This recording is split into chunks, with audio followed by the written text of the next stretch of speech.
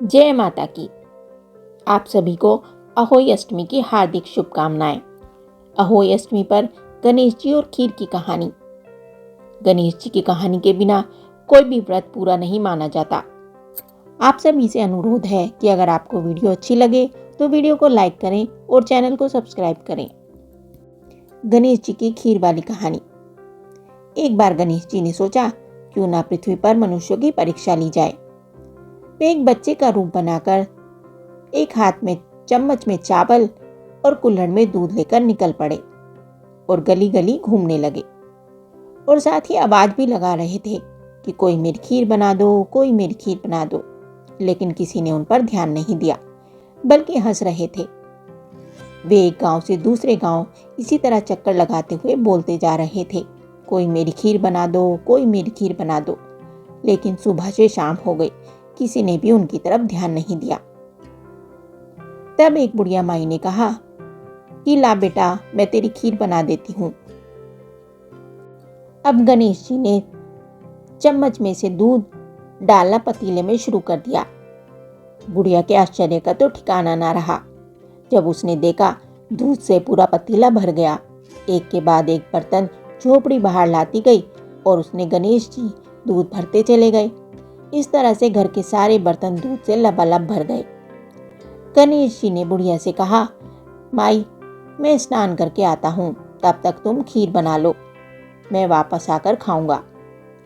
बुढ़िया ने पूछा, मैं इतनी सारी खीर का क्या करूंगी। इस पर गणेश जी बोले, सारे गांव को दावत दे दो। बुढ़िया ने बड़े प्यार से मन लगाकर खीर बनाई।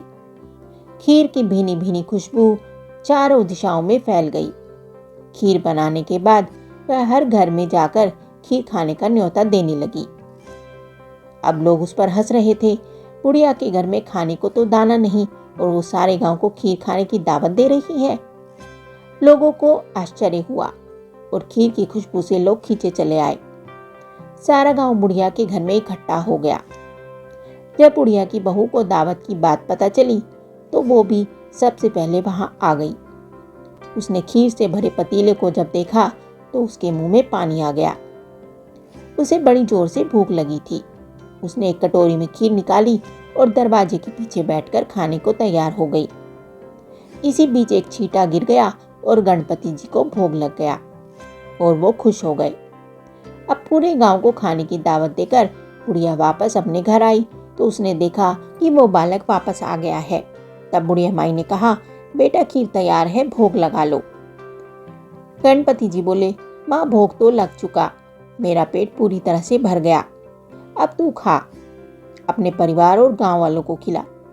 बुढ़िया ने कहा, यह तो बहुत ज्यादा है, सबका पेट भर जाएगा, इसके बाद भी ये खीर बच जाएगी, उस बची खीर का मैं क्या करूंगी।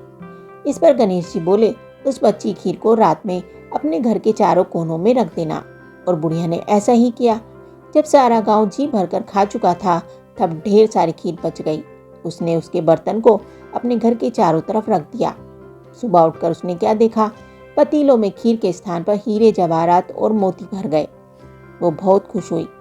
उसकी सारी दरिद्रता दूर हो गई और वो आराम से रहने लगी। उसने एक बहुत बड़ा मंदिर बनवाया और एक तालाब भी खुदवाया, जिससे उसका नाम दूर दूर तक प्रसिद्ध हो गया।